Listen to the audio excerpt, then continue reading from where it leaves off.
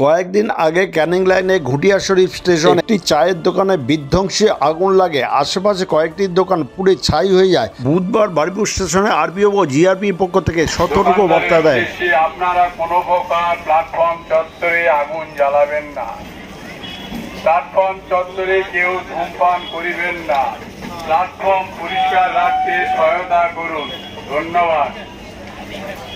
দোকানদারের উদ্দেশ্যে আরপিএফ ও জিআরপির পক্ষ থেকে জানানো যাইতেছে, আপনারা কোনো প্রকার প্ল্যাটফর্ম চত্বরে আগুন জ্বালাবেন না, যা এক হানিকারক। প্ল্যাটফর্ম চত্বরে কেউ ধূমপান করিবেন না। প্ল্যাটফর্ম পরিষ্কার রাখতে সহায়তা করুন।